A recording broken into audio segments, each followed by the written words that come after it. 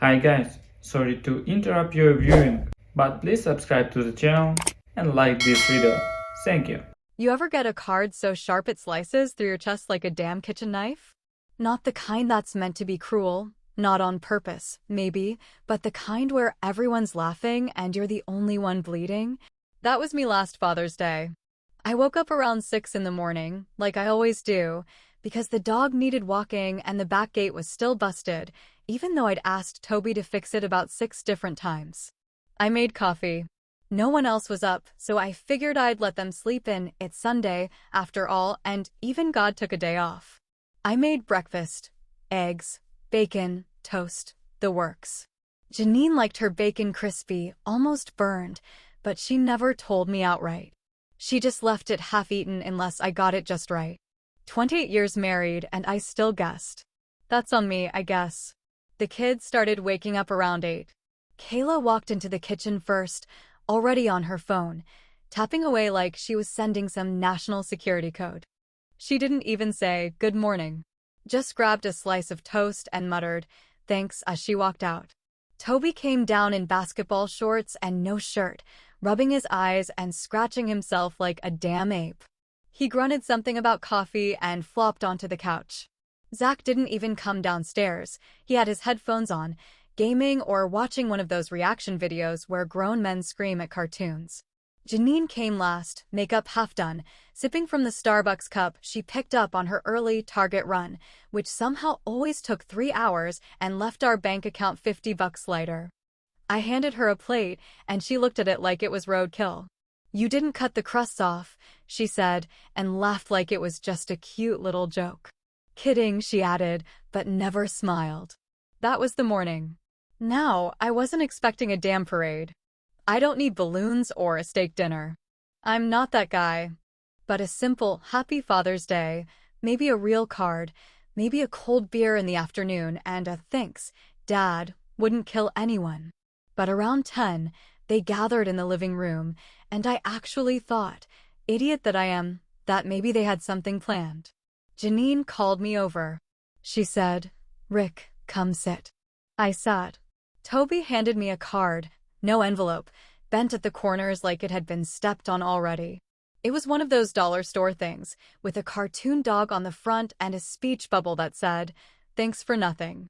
Inside, someone had scribbled in crayon red, I think, or maybe orange LOL. Just kidding. Sort of.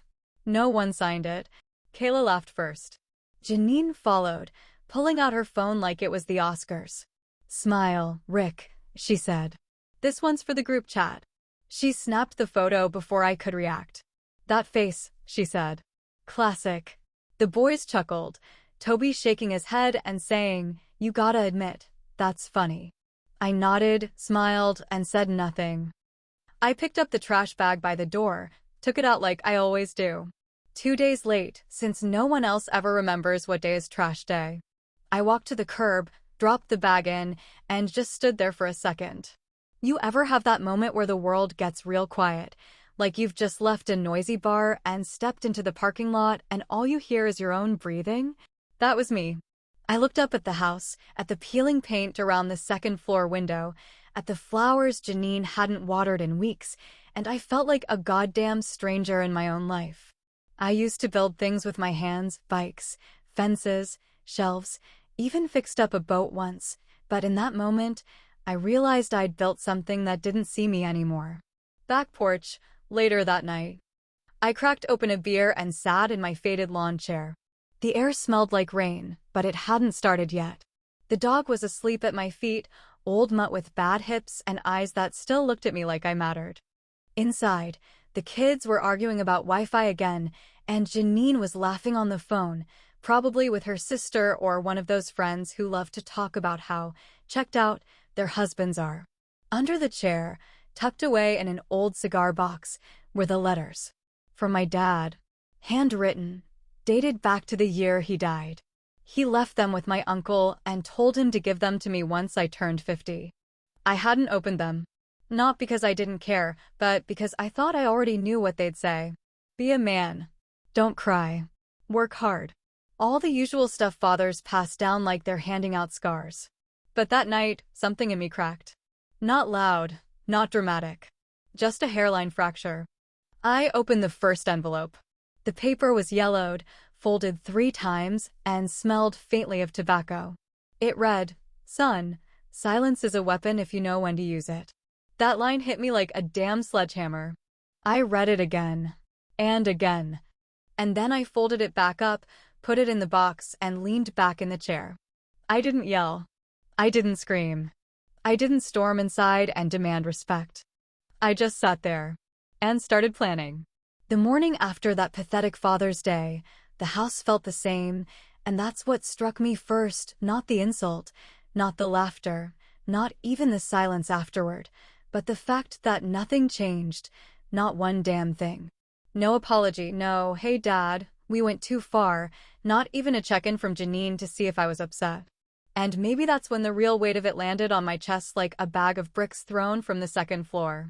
I realized, in that moment and the days that followed, I could vanish right in front of them, and nobody would blink. So I didn't rage, didn't scream, didn't storm into the living room and demand respect like some sitcom dad with a lesson to teach. No, I smiled, nodded, took the trash out the next morning like I always did, and started planning my exit in total, brutal silence. You want to get someone's attention? You don't do it by shouting. You do it by disappearing inch by inch, until the day they look up and realize you're already gone, and all that's left is the echo of the door you closed behind you. I started simple. First, I opened a new checking account in my own name. Nothing dramatic, just a quiet little detour on my lunch break. Transferred about half of what we had in our joint account. It wasn't theft, it was correction. I figured, after paying for Toby's car repairs, Kayla's credit card balance, and Zach's textbooks, 3 semesters in a row I'd earned the right to squirrel away some of what was technically mine. I told myself I'd rebuild from $300, adding $50 each week for 8 months. That's about $4,500, give or take. I know, that math doesn't check out. But neither did the effort I'd been putting in for a family that treated me like the hired help with a driver's license and a grocery list. Maybe I got sloppy with the numbers, maybe I didn't care. Hell, by that point, I was more focused on the principal than the pennies. Next came the Netflix account. One random Wednesday night, I logged in, saw 6 profiles, none of them mine, and realized I hadn't watched a single show uninterrupted in 6 months. Every time I queued something up, someone would need the TV, or ask for help with the Wi-Fi, or say, "This isn't your kind of show, Dad." So I canceled it. Didn't say a word. A week later, Toby stormed into the kitchen yelling, "What the hell happened to the Netflix?" I looked up from my scrambled eggs and said, "Must be a glitch." Then I went right back to eating. That's when I created my own account. Different name, different card, different everything. Paid for it in cash at the gas station using one of those prepaid cards.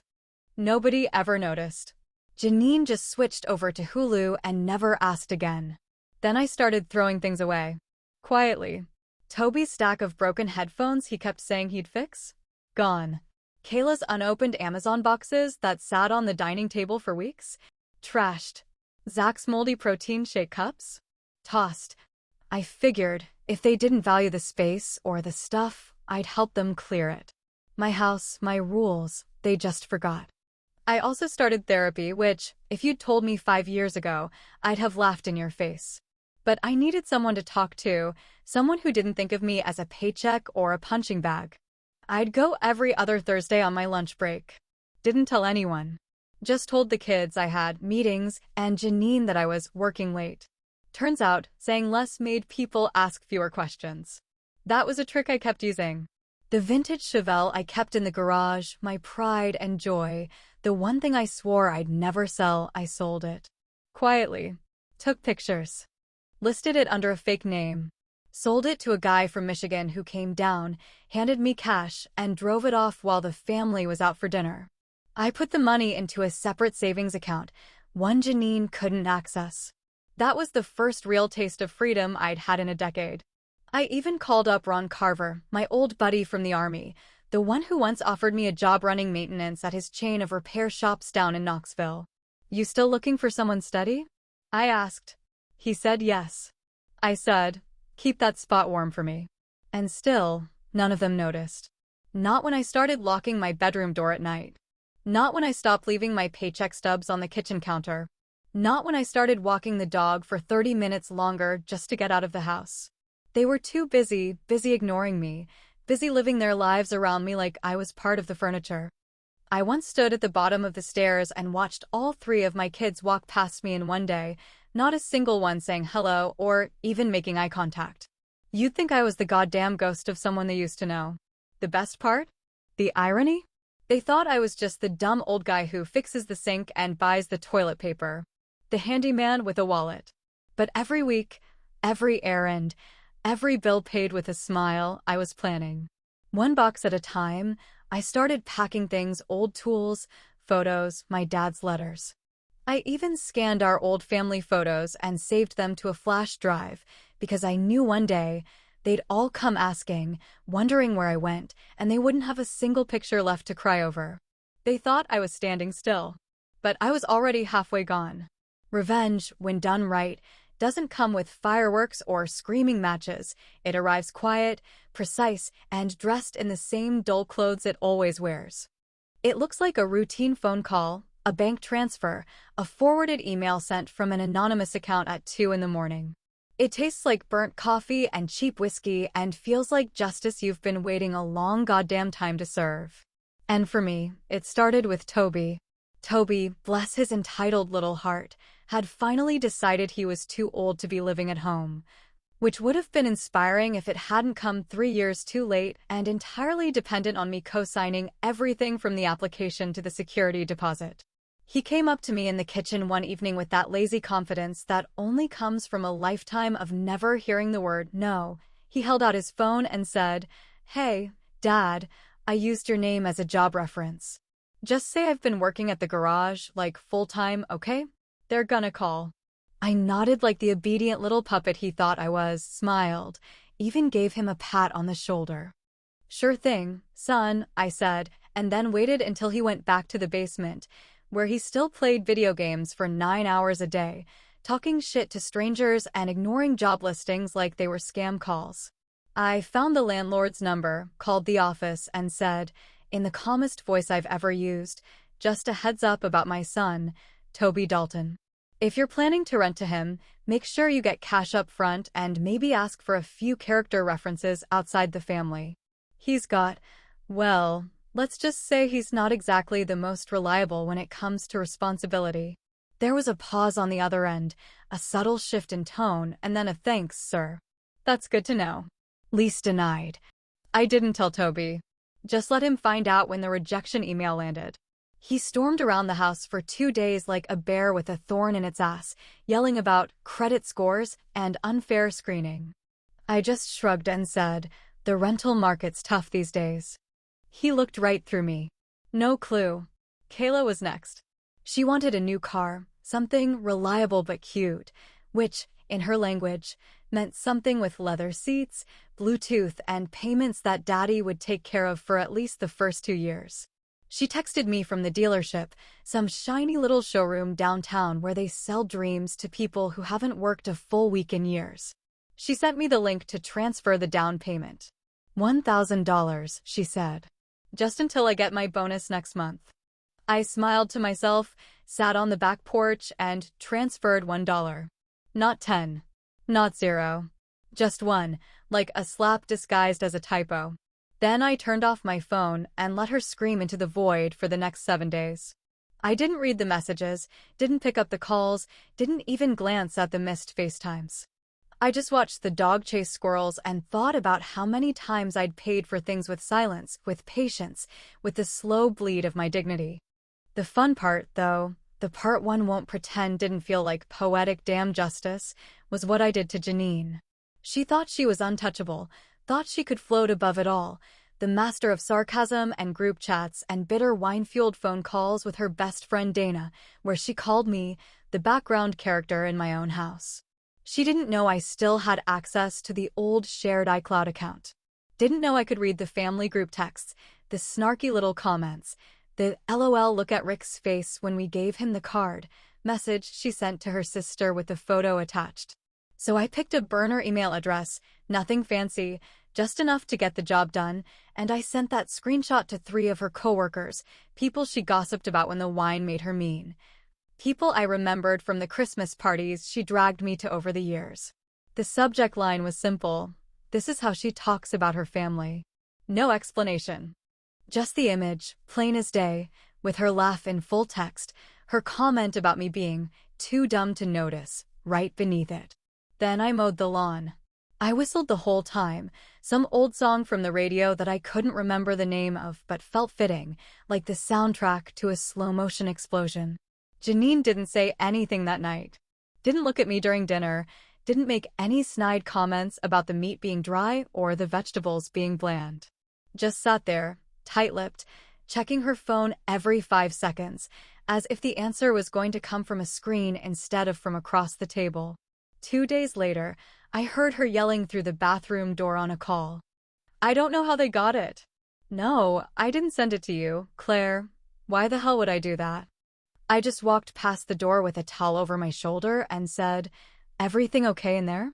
She flinched like I'd slapped her with my voice alone. Then, just when I was starting to think the whole thing had landed without too much damage, my phone buzzed late one Friday night. It was Zach, the youngest. The one who never really laughed at the card but also didn't say anything to stop it. "Hey, Dad," he said, voice low, almost ashamed. "Can I come home for the weekend? I think Mom's freaking out." I paused for a second, looked out the window at the house that still smelled like betrayal and cheap perfume, and I smiled. "Well," I said, "it's about time someone started paying attention." When Zach pulled into the driveway that Friday evening, his old Civic coughing like it had bronchitis, I was already on the porch, sitting in that same chair I always did. The one with the cracked armrest and the sun-faded cushion that had molded itself to the shape of a man who kept everything inside. I didn't wave, didn't smile, just nodded once and watched him kill the engine and gather his stuff like a kid who'd just been sent to the principal's office but didn't yet know what he was being punished for. He looked nervous, hesitant, like maybe he'd made a mistake coming home. "Hey, Dad," he said, walking up the steps with a duffel bag slung over one shoulder and that old familiar tilt to his head, the one that used to mean he'd forgotten his homework but hoped I wouldn't be too mad.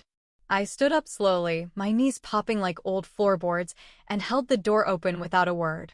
He stepped inside, the air thick with the scent of cut grass and unresolved shit that had been building for years. I closed the door behind him and followed him into the living room, where the silence didn't feel peaceful anymore. It felt like a loaded gun just waiting to go off. We didn't talk much that night. He said he was hungry, so I reheated some leftover chili and handed him a cold beer from the fridge. We ate in front of the TV with the sound off, some rerun of a game show flickering in the background while neither of us said what we were really thinking. He asked how I was. I said I was fine.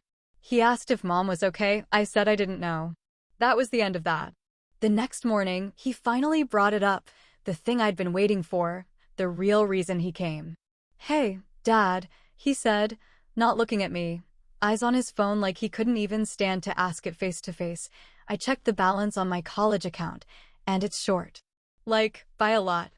I took a sip of coffee and stared out the window, watching a squirrel dart along the fence like it had somewhere more important to be than here. I didn't answer right away, just let the silence stretch out like a rope pulled tight between us. Then I shrugged. "Thought you said you didn't need me." Zach blinked, confused. "What?" "You said it last year," I continued, turning to face him now, letting the weight of my words land like bricks on wet cement. "You didn't say it out loud, maybe, but you didn't have to. That card? That laugh? That silence? It all screamed the same damn thing. I didn't matter." He looked stunned, mouth open just slightly, like he wanted to argue, but couldn't quite find the angle. "Dad, it was just a joke," he said, the kind of half-hearted excuse people use when they know they've crossed a line but still want to keep their hands clean. "That's the thing about jokes," I said, voice low, even. "Sometimes they cost more than you thought." He didn't respond. Just sat there, holding his beer like it might explain everything if he looked into it long enough. And I almost felt bad. Almost. There was a moment, a flicker, where I saw that little boy version of him again, the one who used to climb onto my lap after soccer games and ask if he did good even when he missed every goal. But then I remembered that night. The card, the look on his face when they laughed, and he didn't say a damn word. That flicker? It burned out quick. Meanwhile, Janine had started unraveling. I could hear her pacing on the phone from 2 rooms away, her voice going sharp and breathless like it always did when the situation slipped out of her control. "I don't know what's going on," she said to someone. I assumed it was her sister, maybe Dana, maybe Claire, hell, maybe even my sister Brenda, though that would have taken real nerve. "He's different. He's being weird. He won't talk to me. He's doing things behind my back. I think he's having a breakdown." Brenda did call me, actually. Next day. Her voice was half concerned, half impressed, like she'd just seen a quiet neighbor punch someone in the face after years of mowing his lawn in silence. "She's worried about you," she said. I just grunted. "Are you okay?" she added. "I'm better than I've been in years," I told her. Then there was a pause, and she said something I didn't expect. "Rick, maybe you're not breaking down. Maybe you're just finally waking up. Maybe they should have been a little nicer." And that hit harder than I let on. That night, Zach stayed in the guest room, the same one where I used to keep my tools before Janine said it looked too cluttered. I lay in bed, thinking about everything: the money, the years, the words never said, the apologies never given. I didn't regret pulling the cash from his account. He'd learn. Maybe not today, but someday. The next morning, I woke up to find something on my pillow. At first, I thought it was a note from Janine, maybe some passive-aggressive dig or one of her suggestions disguised as advice. But no, it was a card. The same goddamn card. "Thanks for nothing," printed in that ugly cartoon font, still bent at the corners like it had been handled too many times. Only this time, someone had crossed out the words in black marker, hard and angry like they wanted to erase it from the earth.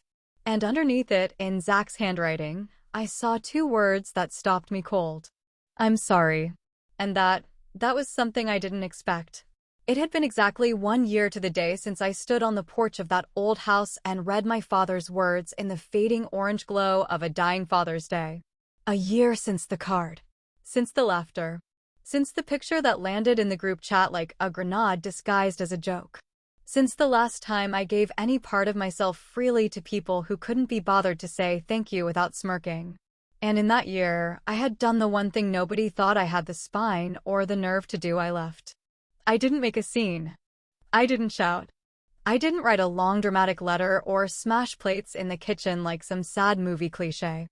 I waited until they were all out of town, Zach at school, Toby at some music festival he couldn't afford, Kayla visiting a friend in Seattle, and Janine at a conference for work, which I suspected was more wine than work. And I packed up everything that was mine. I mean everything. Tools, photos, clothes, the dog's bowl, the goddamn lawnmower. I even took the batteries out of the remotes and the spare change jar by the laundry machine. I left nothing behind but dust and unanswered questions. The house was sold within 2 months. I'd prepped it in silence for weeks, painted over the scuffs on the walls, fixed the plumbing, even rerouted the upstairs shower. It was the most attention that house had seen in years, and it never said a word back to me.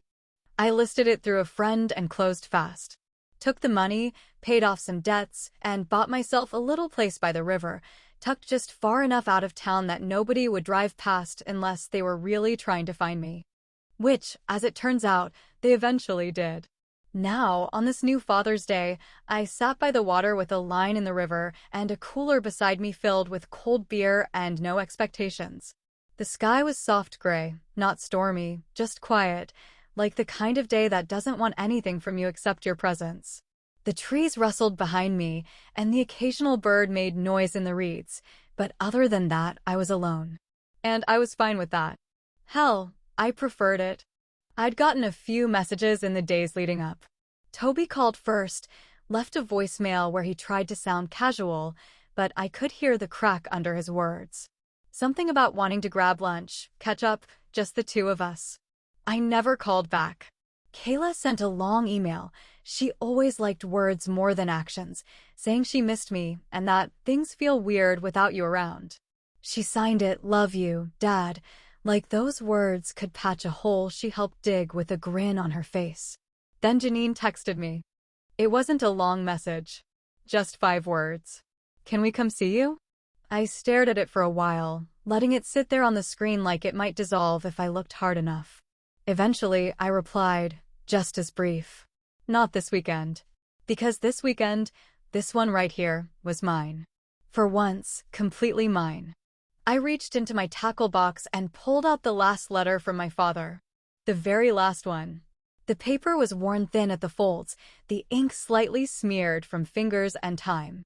I unfolded it slowly, the same way you open something sacred, and I read the words I'd saved for this exact moment. "They'll only miss you when you're gone, son. So make sure that when you go, they feel it." I sat with that line for a long time, staring at it like maybe the meaning had shifted in the past 12 months. But no, it meant the same thing it always had. Don't rage. Don't beg. Just leave, and let the silence speak louder than anything else ever could. I reached into my phone, scrolled through my saved photos, and pulled up the one Janine had taken last year, the infamous group chat card. The grainy shot of me holding the "thanks for nothing" card, trying to smile while my face betrayed me. I looked at it now, not with anger, not even really with sadness. Just peace. That version of me had died quietly that night. This one didn't need their laughter, their approval, or their overdue guilt. This one had a fishing rod and a river and a whole lot of time to himself. I tossed my line back into the water, leaned back in my chair, cracked a beer, and thought maybe I'd catch nothing at all today, and that would be just fine. But then, right as the sun pushed through the clouds like it was finally waking up for the day, my phone buzzed. A group message. From all of them. "We're outside. Can we talk?" I didn't move right away. Just let the message sit there on the screen like a question with no obvious answer.